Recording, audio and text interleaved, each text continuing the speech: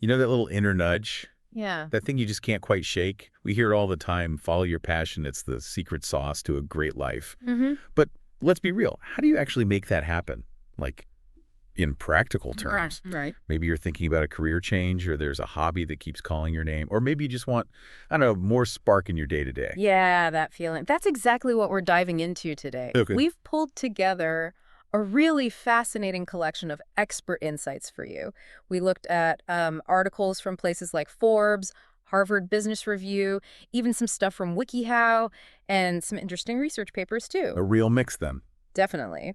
And the goal here is to kind of distill the most effective real-world strategies for pursuing what you're truly passionate about. It's like a roadmap.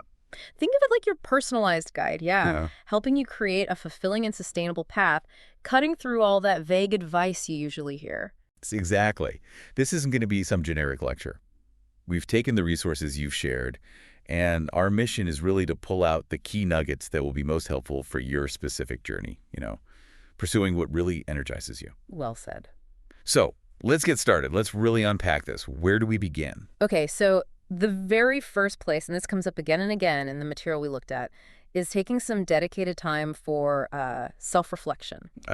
You really can't effectively chase after a fire if you haven't figured out what actually creates that spark in you first. that sounds straightforward, but, how often do we really hit pause and properly consider what makes us feel alive? Not often enough, probably. Yeah. Several sources like Claude, Gemini, Perplexity, Grok, they all mention this idea of activities where you just completely lose track of time. Mm-hmm, that flow state. Exactly. Those moments when you're so absorbed, hours just vanish and you don't even notice. What activities do that for you? That's a key question. It really is, and it's also vital to dig into your core values. Gemini and Claude both emphasize that our passions are often deeply connected to what we fundamentally believe in and care about. Okay. When what you're doing lines up with those deep principles, it fuels a much stronger, more authentic kind of motivation. That makes perfect sense. So it's not just about what you like doing. No, not just enjoyment. It's also about tapping into what you're naturally good at. Right, strengths. Yeah. Yeah. Claude, Gemini, and Grok all highlight recognizing your inherent strengths and talents. Those could be big clues to your passions. Think about things that maybe come relatively easily to you, skills you might even take for granted. Things you don't even realize are skills sometimes. Exactly. And what's fascinating here is this idea that Grok and Harvard Business Review talk about, they call them blisters? Blisters, like physical blisters. No, not quite. Think of it more like an itch you can't quite scratch, a problem you keep coming back to, trying to solve, even when it's really tough. Okay, I think I follow. That persistence. That persistence often points to something you care about on a really deep level. And when you think about it, Grok mentions this statistic. The average person spends over 90,000 hours at work in their lifetime. Wow. 90,000 hours. Yeah, so investing that huge chunk of time in something you're genuinely drawn to, that carries some serious weight. 90,000 hours. That really puts things into perspective, doesn't it? It does. So we're looking for activities that energize us, align with our values, our talents, and maybe even these persistent blisters. Now, with all that swirling around inside, how do we start making sense of it? Well, journaling comes up as a really useful tool here. Gemini, Copilot, ChatGPT, they all suggest using it. Just writing things down? Yeah, as a way to identify those passions, those moments of flow we talked about. Putting your thoughts, feelings, experiences down on paper, it can reveal patterns, connections you might otherwise miss. Okay, so let's say we've done some serious soul searching, maybe some journaling, and we have a few sparks identified. What's next? How do we go from that initial flicker to like a real flame? Right. This is where action becomes absolutely crucial. Claude, Gemini, Perplexity, Grok, ChatGPT, pretty much everyone underscores the importance of starting small. Okay, small steps. You don't need to, quit your job tomorrow or make some massive life change overnight. Think about side projects, maybe volunteering for something related, or even just setting aside a small amount of time each week to explore that interest. Baby steps. Yeah. That definitely feels more manageable. Yeah. And it's not just about dipping your toes in, is it? Several sources mentioned, actually, deepening your knowledge. Absolutely. Pursuing education and skill development is key. This could mean taking courses, reading books, finding mentors that's mentioned across the board by Claude, Gemini, Perplexity, Copilot, Grok, and ChatGPT. So actively learning. actively learning. And Grok and the New York Times even talk about deliberate practice, really pushing yourself beyond your comfort zone. They use the example of a professional musician who's constantly refining their skills, not just playing the same tunes. Right, so it's not just about the initial excitement, Right. but actually putting in focused effort to improve. That makes sense. Mm-hmm. And I guess as you start doing that, engaging more actively, your path might get clearer. Exactly. Experimentation is so vital for refining your direction. Claude and Copilot really point this out. Try different aspects of your interest. See what truly clicks with you. It's an ongoing process, really, discovery and adjustment. Okay, experiment, learn, grow. But how do you keep track of this? Make it feel, I don't know, tangible, like you're actually getting somewhere. That's where goal setting becomes really essential.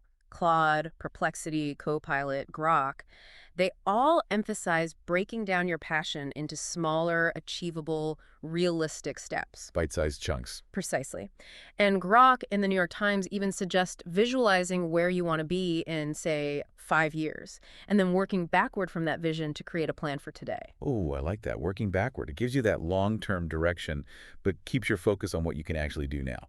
And Perplexity reminds us that growth often happens when we stretch ourselves a bit, right? Outside the comfort zone. Definitely. Stepping outside your comfort zone, even in small ways, is crucial for development. It's how you discover what you're truly capable of. Okay, so we found our spark. We're taking action, setting goals. But passion alone, well, it doesn't always pay the bills or fit neatly into real life, does it? No, it doesn't. And that's where this crucial aspect of balancing passion with practicality comes in. Claude, Gemini, Perplexity, Grok, ChatGPT, they all stress this point. Passion meets reality. Pretty much. It's vital to consider how your passion might actually create value for other people. Claude suggests looking for those sweet spots where what you love doing intersects with what's needed or valued out there in the world. That's a really interesting way to think about it. It's not purely personal fulfillment. Right. It's also about how it connects to a bigger context. And making that connection more real, more tangible. You need skills. Yes, Claude and Gemini both highlight developing complementary skills, things that can make your passion more marketable. Like what? Well, for example, if you love photography, maybe learning about digital editing or even social media marketing could open up professional doors that just the photography alone might not. Smart. It's like adding layers to make it more viable. Exactly. And if you are thinking about turning this into a career, Gemini points out you need to do your homework right. Market research. Oh, absolutely. Market research is essential if you're aiming for a career.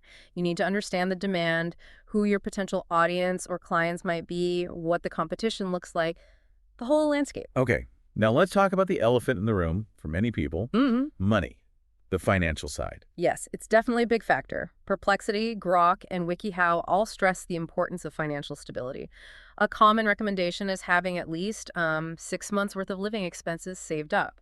6 months. Okay, that's a buffer. It is. And they also suggest maybe considering part-time work or freelance gigs as you build up your passion project.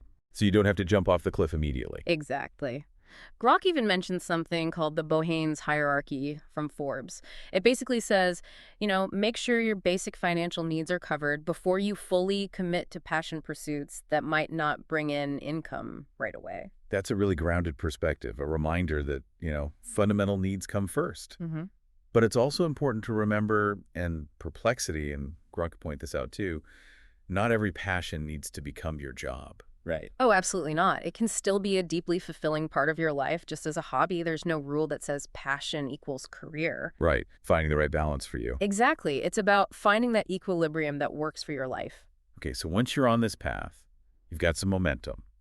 How do you keep that fire alive, for the long haul? Yeah, momentum is key, isn't it? It's easy to be excited at the start. Totally. But sustaining it. Building a community is a huge part of it. This came up everywhere. Claude, Gemini, Perplexity, Copilot, Grok, ChatGPT all mention connecting with others who share your passion. Finding your tribe. Finding your tribe. Copilot suggests joining clubs, online forums, whatever works. It gives you support, inspiration, a sense of belonging. It makes a big difference. That's like having cheerleaders and maybe some accountability partners rolled into one. That's a great way to put it. And it's also really important to acknowledge the progress you're making, even the small steps. Celebrating the wins. Yes. Yeah. Setting achievable goals and actually taking time to celebrate those small victories. Claude, Perplexity, and Copilot suggest this. It keeps you motivated. It reminds you you're moving forward. Even when it feels slow sometimes. Especially then. And let's be honest, there are going to be challenges. Setbacks are inevitable. Oh, yeah. How do you deal with those? The key is embracing them as learning opportunities. Claude, Gemini, Perplexity, Copilot, Grok, they all talk about this. Shifting perspective. Exactly. This is where that idea of a growth mindset comes in. Gemini, Copilot, and Grok highlight this. Believing that your abilities aren't fixed, that you can develop them through effort. Setbacks aren't failures, they're just feedback. That mental shift can make a huge difference, I bet. And this whole thing, it isn't a sprint, is it? It's more like a marathon. Definitely a marathon. Patience and persistence are vital. Gemini, Perplexity, Copilot, Grok all emphasize this. Meaningful things usually take time to really flourish. And you need to stick with it. You do. And to keep that momentum going, stay curious, stay engaged. Continuous learning, right? And staying inspired.